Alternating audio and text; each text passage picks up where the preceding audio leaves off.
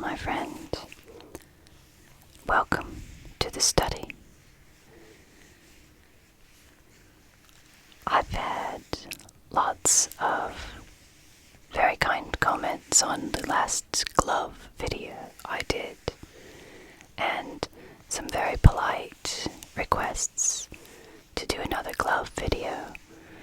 So here I will do another video with some gloves.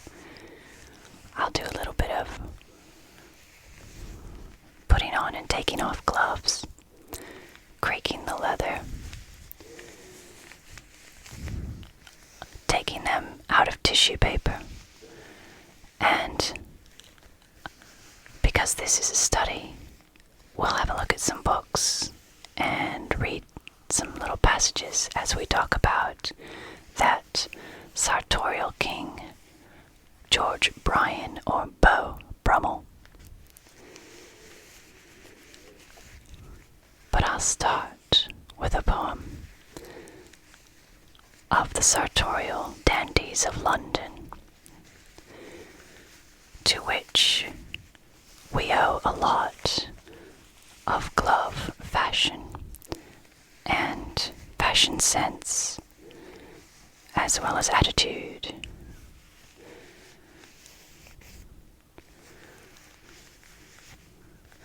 I'm Burlington Bertie. I rise at 10:30, then saunter along like a toff. I walk down the Strand with my gloves on my hand.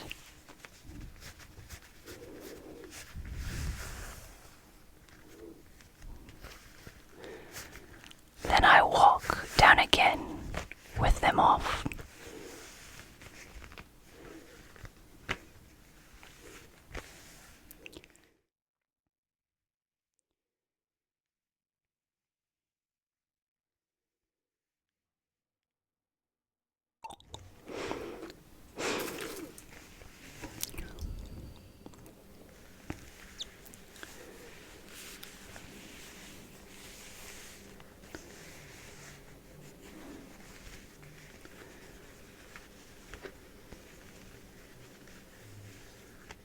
The story of George Bryan or Beau Brummell is a story of a man who rose meteorically to fame in London's West End, St. James, as St. James was just becoming a suburb. It was just on the edge of the city of London, just on the edge of the countryside, but becoming very fashionable. It has a very sad end, this story, but today we'll have a look at his life.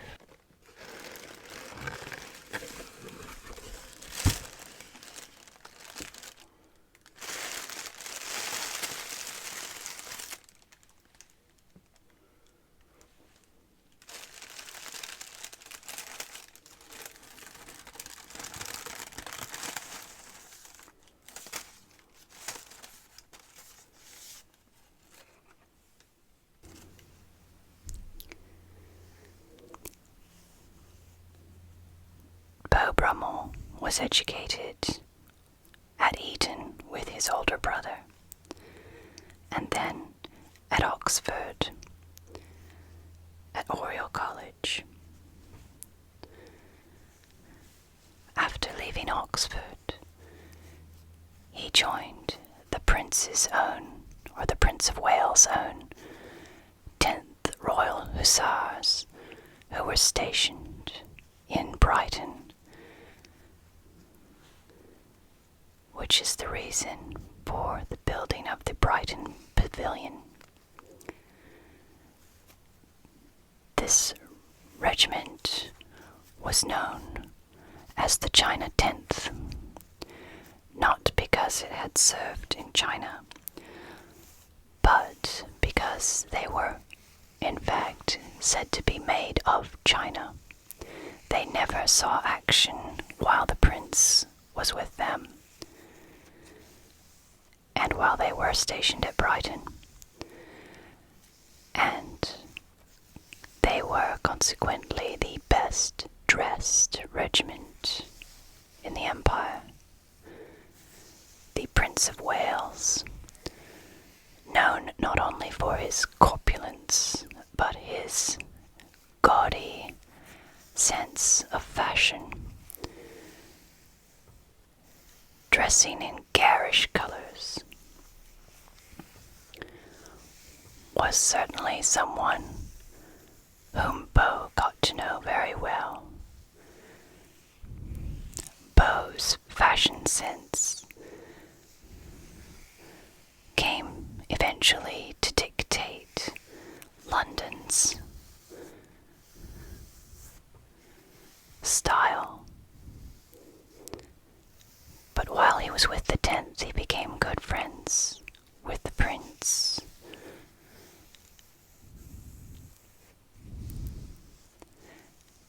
And developed his own personal sense of style from his experiences at Eton and the then uniform of Eton, which they still have now for formal occasions, as well as the 10th Royal Hussars.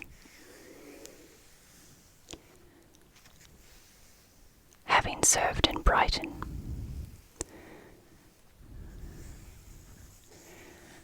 Beau decided he would not follow the regiment to Manchester because it was unfashionable, so he resigned his commission and settled in St. James, where he became friends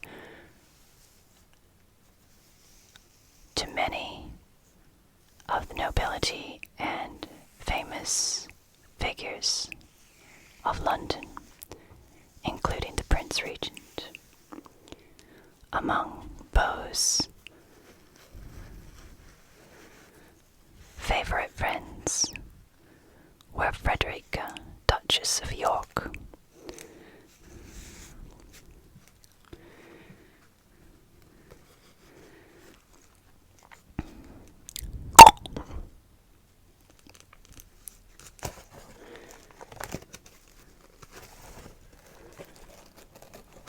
who was the prince's brother's wife.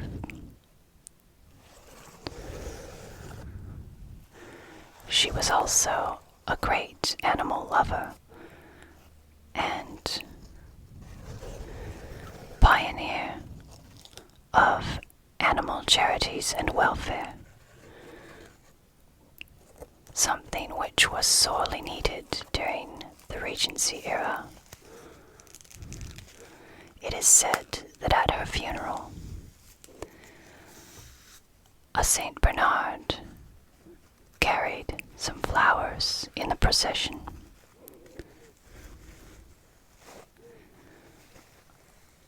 Another of Beau's famous friends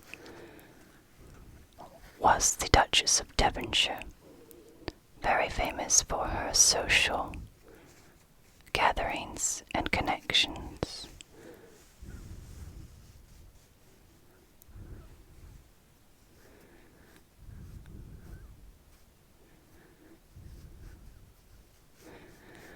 When Beau's father died, he came into a lot of money, and he used this and very quickly spent it all on his extravagant tastes.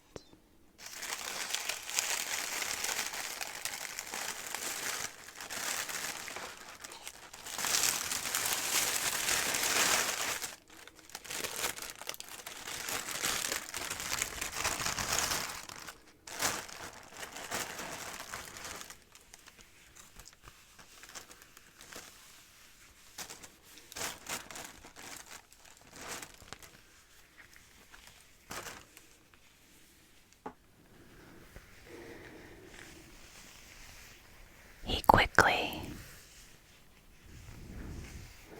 settled into the West End in a small house with a manservant and became an icon of West End fashion. He was a name that was searched for at every party.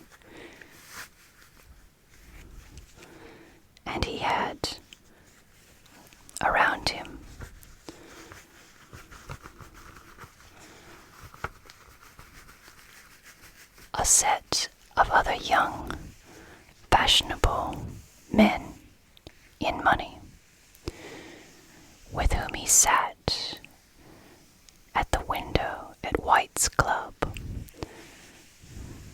making witticisms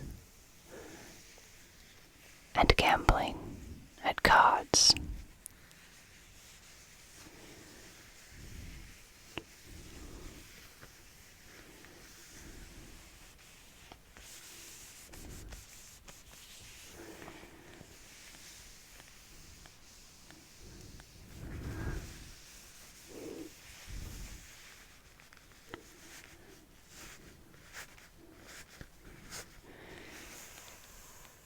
He came to coin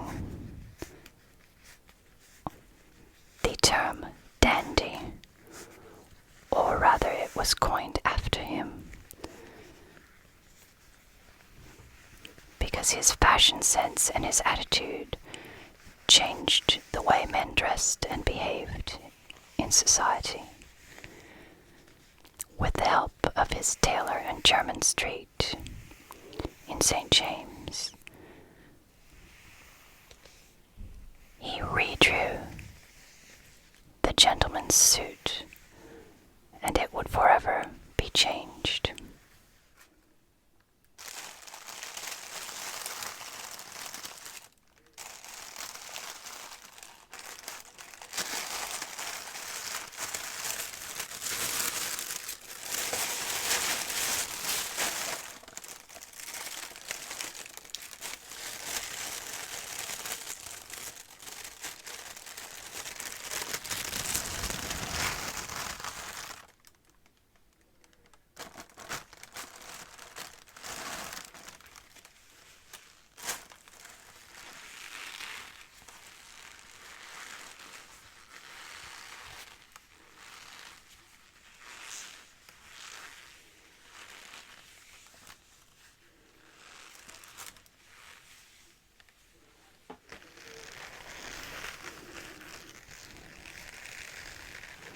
No longer were men going to wear pantaloons and tights, or puffed sleeves, and ruffled collars, and fluffy neckcloths of lace. The trouser was lengthened,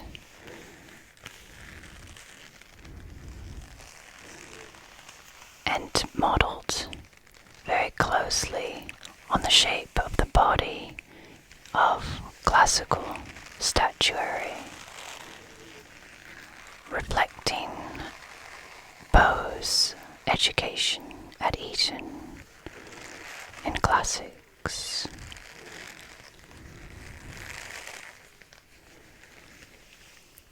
His tailor designed a front panel to help the line of the trousers look smooth. Boots similar to those of the hussars were in fashion with this,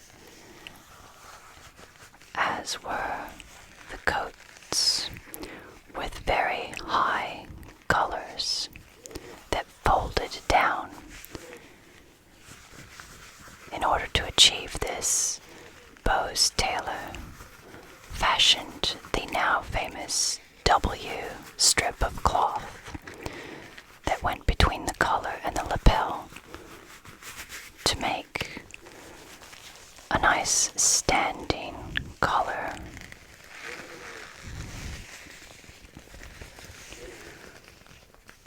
The coat would be of dark or midnight blue velvet. The trousers would be a buff.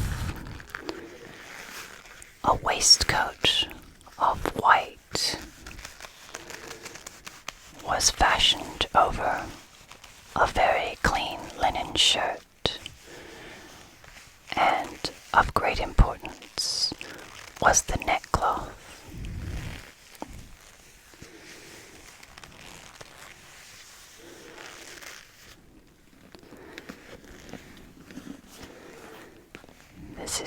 biography of Beau Brummell, written by Ian Kelly.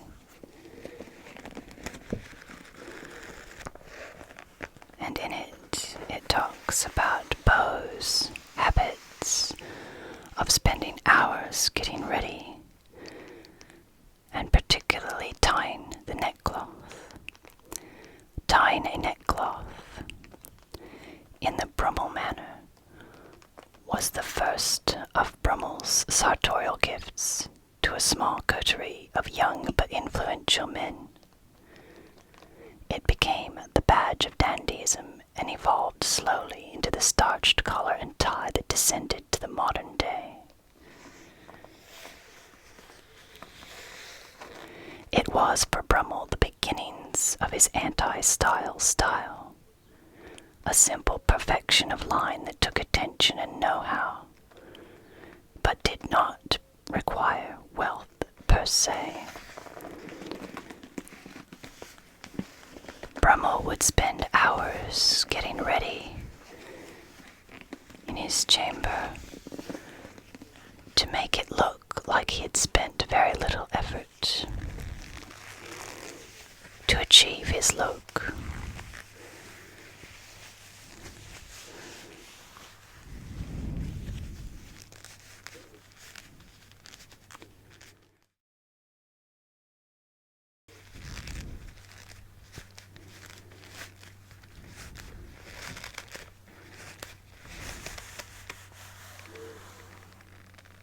He was known for many witticisms of the day, and one of my favorites, because of his attention to the power of good manners, is that civility, my good fellow, may truly be said to cost nothing. If it does not meet with due return, it at least leaves you in the most creditable position.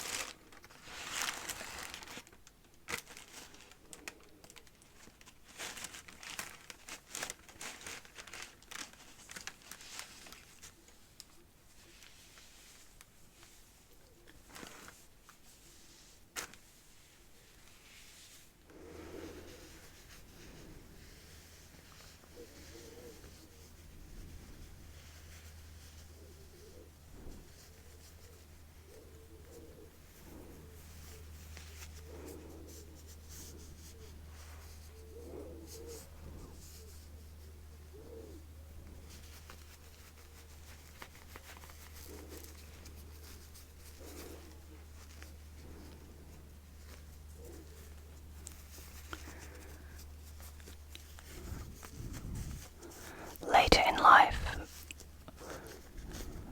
Beau ran into bad luck and financial troubles.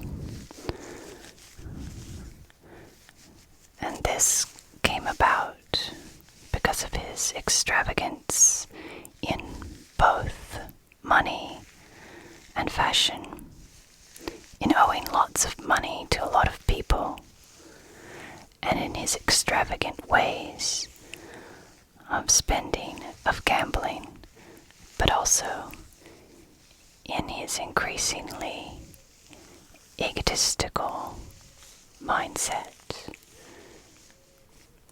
which is rather sad. In this book of literary London, compiled by Rosemary Gray, there are a few accounts of Beau Brummell.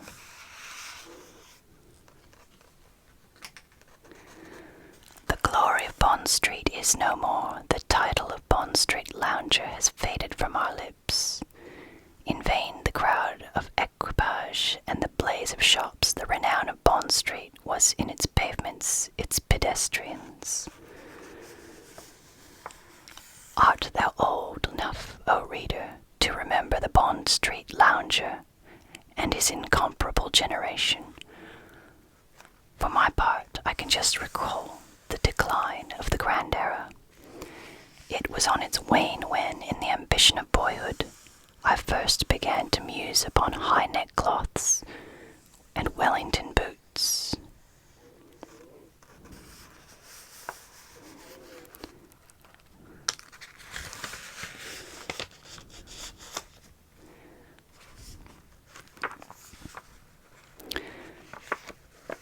One of the clinching moments of Beau's downfall before he had to flee to the continent to escape debtor's prison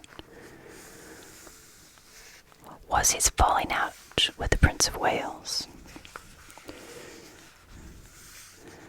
As long as he was friends with the prince, many creditors did not bother him, and he was able to underwrite his debts.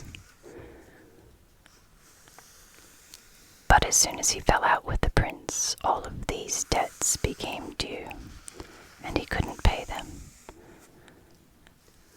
One account has him attending a party with his friend, Lord Alvanley. He perceived a slight from the prince, who did not speak to him or greet him. And jokingly, Beau said, famously, "Alvanley, who's your fat friend?" The prince, of course, did not take this joke very well. Another story goes that the prince wanted a certain snuff box that Beau possessed, that he was unwilling to give to the prince. And then there's the loss of Beau's lucky sixpence, without which he lost a great deal of money gambling, the morning after which he fled to the continent to spend several years in Calais before being granted some reprieve. Beau Brummell told me a curious story of a sixpence which he fancied had influenced his destinies, writes Major Alan Chambre, in Recollections of West End Life. One moonlit morning, he was going home, having passed his night at White's, when he observed something shining on the pavement of Hill Street, Berkeley Square. He picked it up, and it proved to be a sixpence with a hole in it. Considering this as a token of good luck, he never went without it, and assured me that with this magic talisman in his pocket, he won whenever he played, and was a gainer of £36,000 in the clubs of London, and 8,000 at Newmarket. He was in the habit of carrying a gold snuff-box in his waistcoat pocket. In returning from an evening party, he took it out to get a pinch of snuff, and, without being aware of it, the sixpence also, which fell to the ground and was lost. From that moment, his usual good luck failed him. He gradually lost his winnings, and was obliged to retire to the continent.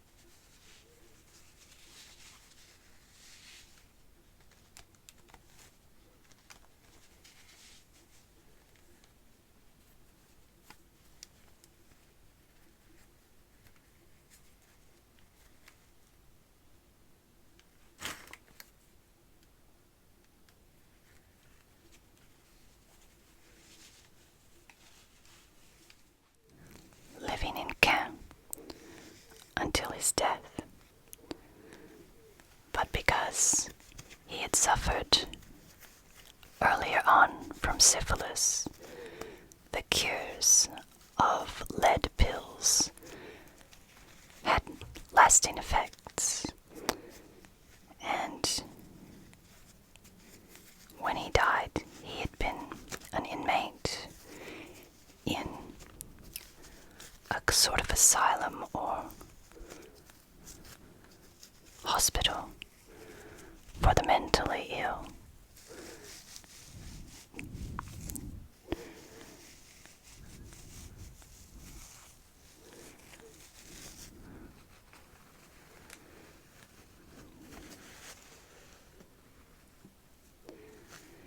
And so, the sad story of Mr. George Bryan Brummell, who influenced a certain set in St. James for a time, as well as the Prince Regent himself in passion. But without knowing it, through his tailor, shaped fashion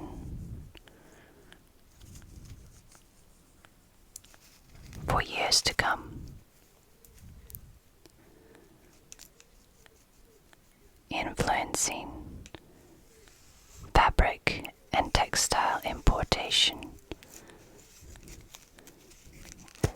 and succeeding in making Napoleon's statement true that England was a country of shopkeepers. I hope you have enjoyed this video with gloves about George Bryan Brummell. I would like to thank all of my subscribers and all of you who so kindly put some nice comments about my last glove video. Enjoy your week. Be good to yourself. Be kind to others. And as Friederike, Duchess of York, would say, above all, to the animals. And don't forget, always be extraordinary.